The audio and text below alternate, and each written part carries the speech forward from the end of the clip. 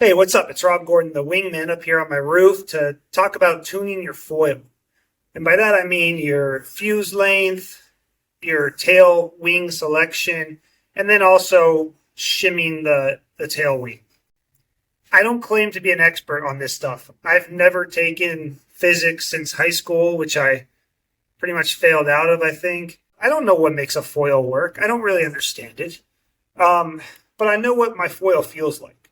And a lot of it has to do with the lift created by that front foil and then the opposing forces by the back foil. I'll try and explain it the best I can. Hopefully people will correct me in the comments and tell me everything that I said that was wrong. Before we talk about how to affect change in your foil, we have to define a couple of terms. The first one, easiest to understand, is the pitch stability, and that's how up and down your foil wants to go. Some people call it porpoising, or when you're trying to do a high aspect foil for the first time, you lift up and you slap down, you lift up and slap down, you say a foil's pitchy. That's this. That's this up and down motion on the foil. The next one is roll stability, which is kind of how like an airplane banks. It has to do with turning the foil on this axis. I'm not going to try and define X, Y, Z axis because it could mean different things to everyone. So that's your roll stability. And then the last one, which is a term you might not be familiar with until you start foiling, is yaw stability. And that's the stability on this axis and how well it turns over here. So those are the three axes we really need to be thinking about when we talk about our foil's stability and how to tune it. The major characteristics of your foil are going to start with your front wing. It has the biggest effect on your foil. It's the generator of lift. It's your primary lift component. So if this, front wing is really big, thick, low aspect, it's going to be a lot more stable, especially if it's really wide. If it's a, more high aspect foil, it's probably going to have less pitch stability, which makes sense, right? If this is shorter, this foil section is shorter, then there's just not as much stability in that range. Think of that if you moved it back and how that would automatically just create a little bit more of a stable platform. I mean, it's not science, but if you just think about it, it kind of makes sense. So there's other characteristics in these foils that affect lift. Their angle of attack is a big one. This progression 125 has a lot more lift or front foot feeling pressure, like it really wants to come out of the water, compared to this unifoil Viper 150. The Viper almost has like a negative angle of attack, it feels like, or a neutral. I don't know exactly which one it is. Whereas the progression is a little bit, I think this one's a little bit more neutral. Maybe this one's negative. I'm not sure. So when I ride the progression foils, I ride them really far back in my tracks because they really just want to lift. They have a lot of front foot pressure. The Vipers, I have to ride all the way forward in my tracks. And even then, they still don't have a ton of front foot pressure. And then there's things we can do to change those characteristics with the tail wing, but we'll talk about that in a second. But anyway, so the big thing is your front wing is gonna be the first thing. If you have a nice, thicker front wing that's got more chord, which is that front to back length, and maybe a little bit wider, it's going to be a more stable foil. So just in general, that's going to be a more stable foil. The progression has this interesting dihedral, anhedral shape. So that actually makes it kind of a little bit more rolly and has some other characteristics, but it's nice and wide and it's got really good lift. This is actually a really stable foil as well. But it's a little twitchier and a little bit different to ride. The biggest differences in your foil come between the relationship between that front wing and then your rear stabilizer. I've made a video, check it up here in the links. It's a Infinity 99 monofoil. I had a big old slingshot and I had an extra fuse, so I chopped the fuse off and I tried to ride it with just the front wing. So I learned a lot about how it changes the feel by doing that. It did work. If I had tracks that I could have moved farther forward, it would have worked even better, but I was able to ride it. It was super pitchy, which makes sense, right? Because it had no rear stabilizer. So we were just riding that front foil's characteristics. It made it so I could do all kinds of crazy turns really easily, and it was kind of fun, but it was pretty unrideable because of that stabilization. So adding the rear stab, it brings stability by adding another center of lift back here. The difference in the angles affects how that works, and we'll talk about that when we talk about shimming. The easiest way to change your pitch stability is by messing with your fuse length. This is a medium fuse from Wingfoil, but you can't use medium or even the fuse length to really compare it to other foils because every system is different, right? How far is the mast back from the front foil?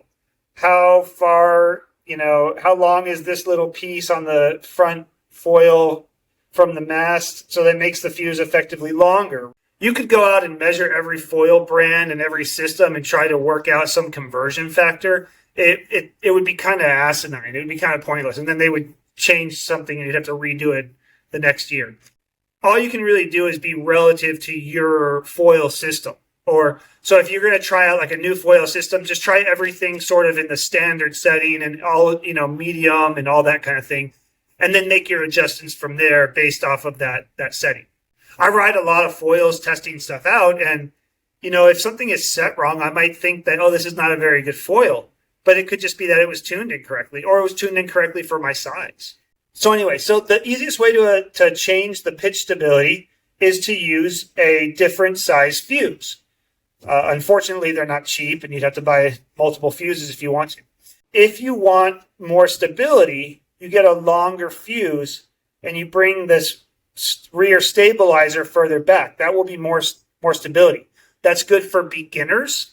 And it's also good for if you're going to do some racing. Because if you want to go fast, you want to keep the drag low by using a small stab, but you want a little bit more stability. So you can move that stab further back, and it's going to really allow you to go at high speeds, and then the foil is not going to be doing this as much.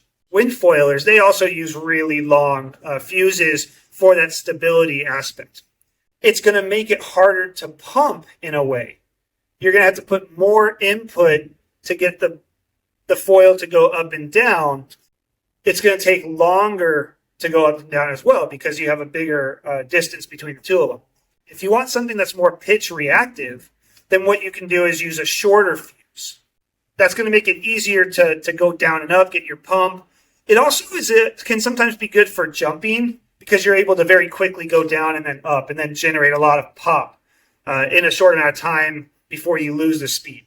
It can also make it easier to turn. It seems to give you a little bit less yaw stability when you have a shorter fuse, so you can sort of whip around and do like a really fast turn with a short fuse. So that's fuse length. That's pretty easy to understand. The next thing we can talk about is tail wings. I've got a few here. Mostly I have some of the Wingfoil 3 packs. I have a couple in the 14 inch, and then I have a couple in the 13 inch. And then I have this Katie Maui Marlin.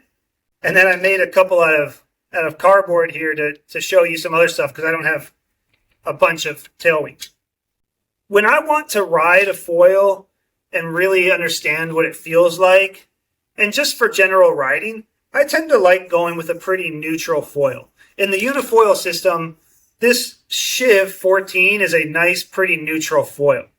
It does have slightly turned down winglets, which I have sanded down a little bit to make them less sharp.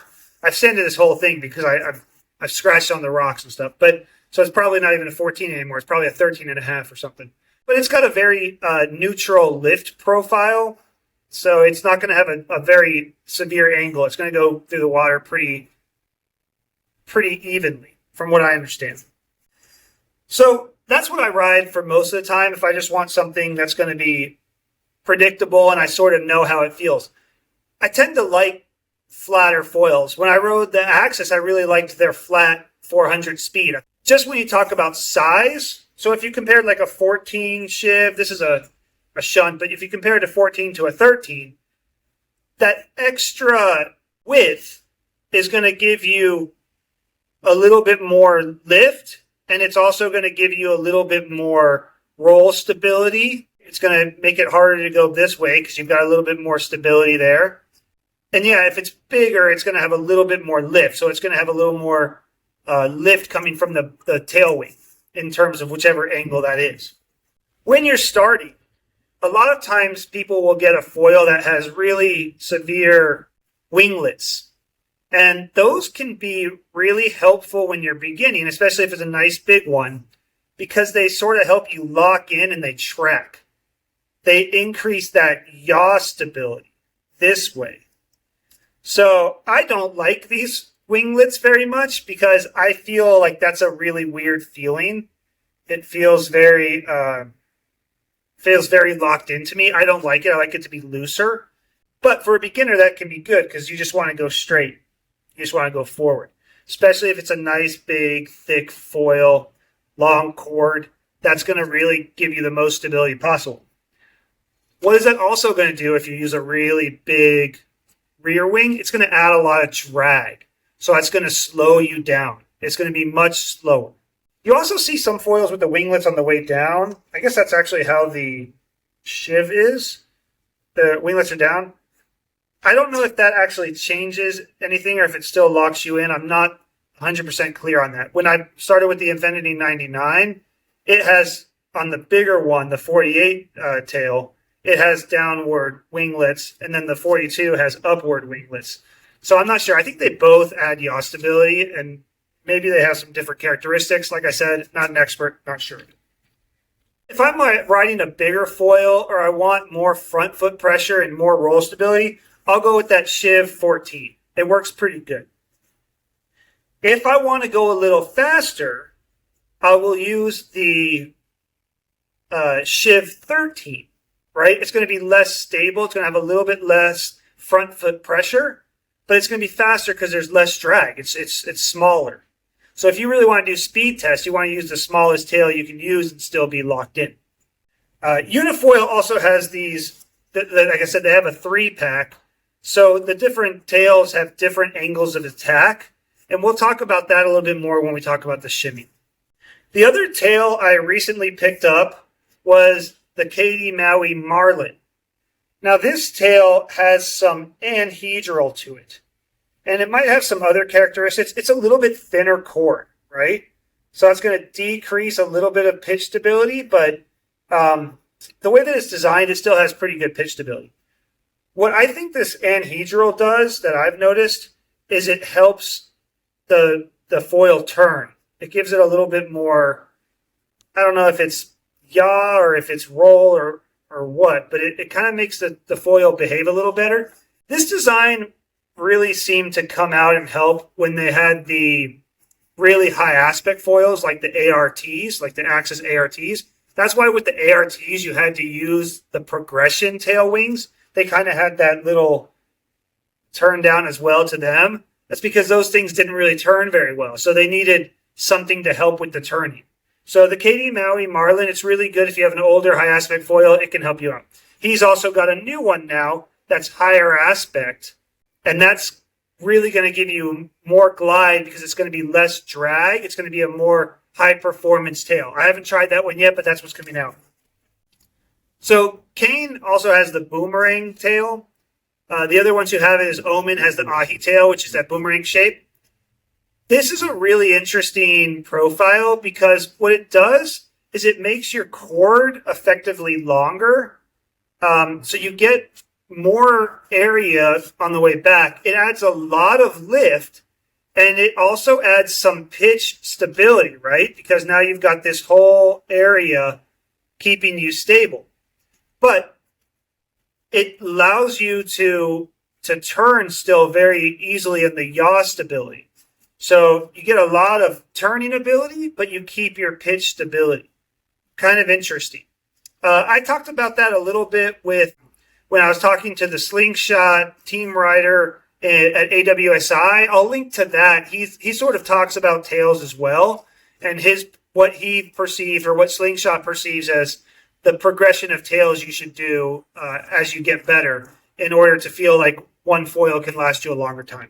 Unifoil has a new progression tail that's a little bit more high aspect, I think, a little bit flatter. It's all carbon, and it looks like a really nice tail. I would probably buy that, but I don't think that it's going to give me too much of a performance difference than the Shiv. Like I said, I like a pretty neutral tail. I got a few different options here. I use the Shiv if I'm on my bigger foil, or I use the Marlin if I'm on the bigger foil or super high aspect foil and I want it to turn better. I use the Marlin.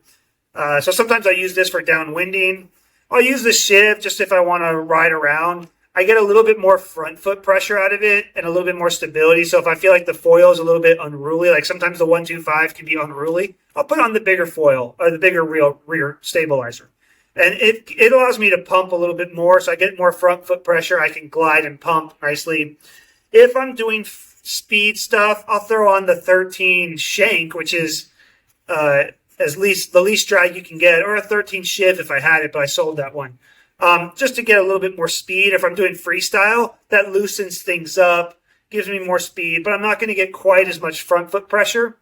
So it's not as good for pumping, but it does allow me to go down and up really quick and get some nice jumps. So that's sort of some of your options for tails. Maybe start out with something with winglets. At some point, maybe even go to a boomerang so you can keep that pitch stability, but you can start turning a little bit more.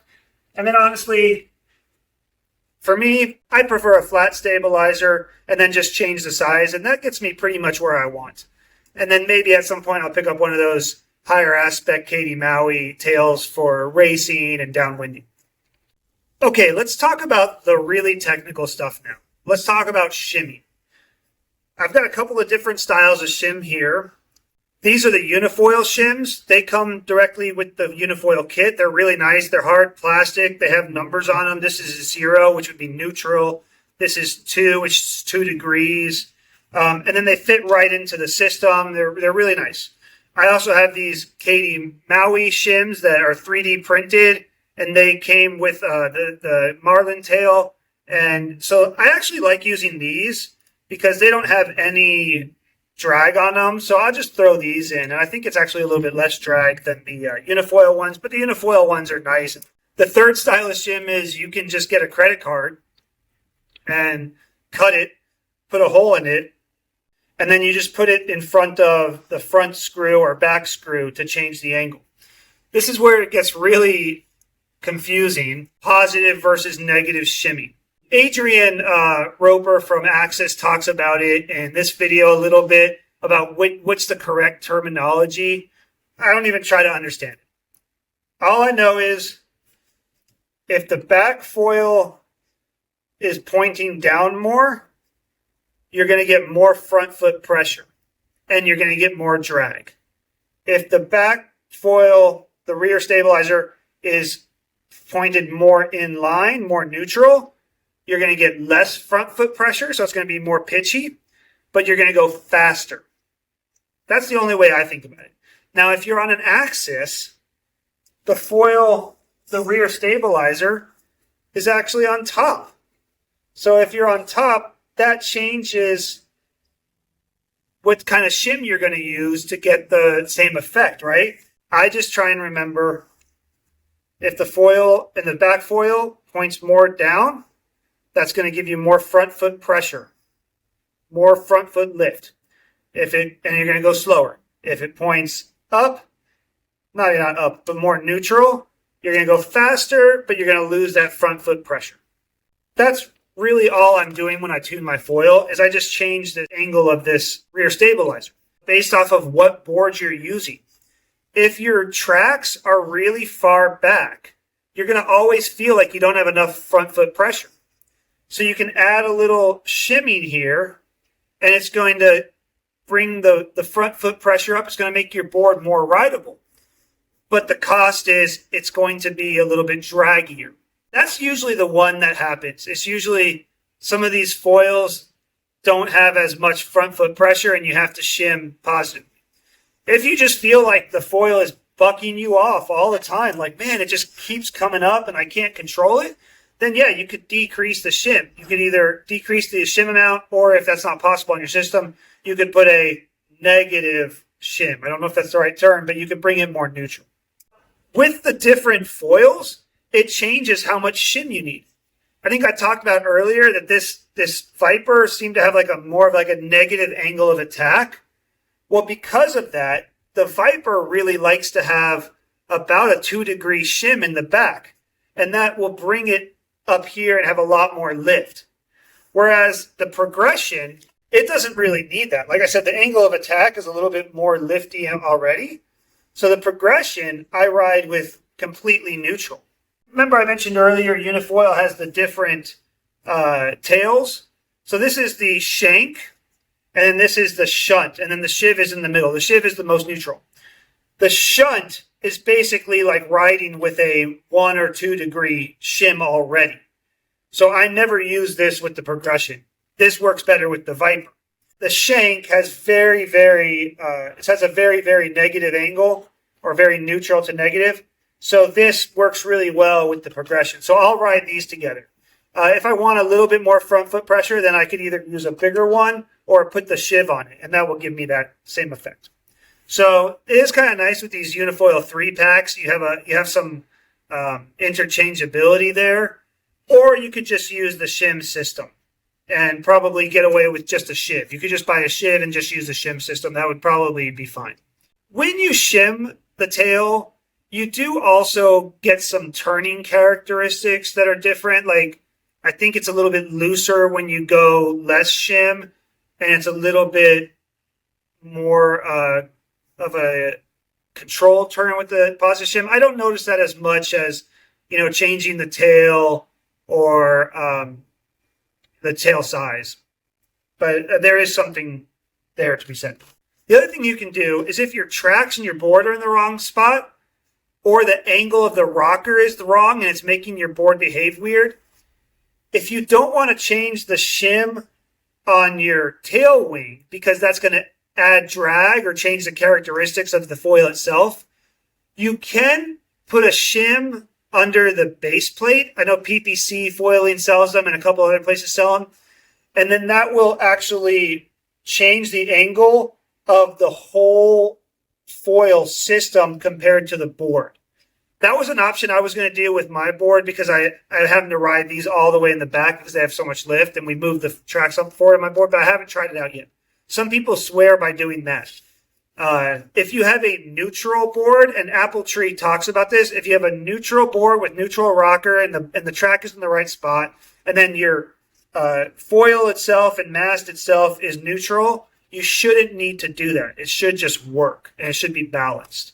But when you change the angle of the shim just of the rear wing, because you can't change the angle on the front wing, though that might be kind of cool. You can't change the angle on the front, but you can change it on the back. So what you're doing really with shimming of the tail wing is you are changing the angle relationship between the front foil and the back foil. That's where all the different characteristics, and especially in pitch stability, it's really mostly pitch stability and lift.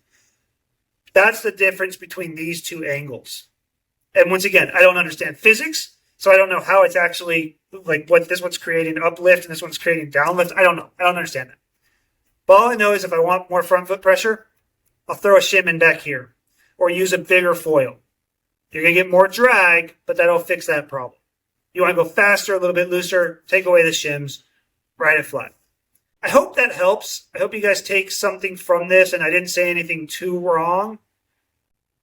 Put in the comments, like put in what tail you ride for different conditions and how you shim and that kind of thing for different brands. Maybe other people can get some insight off of that.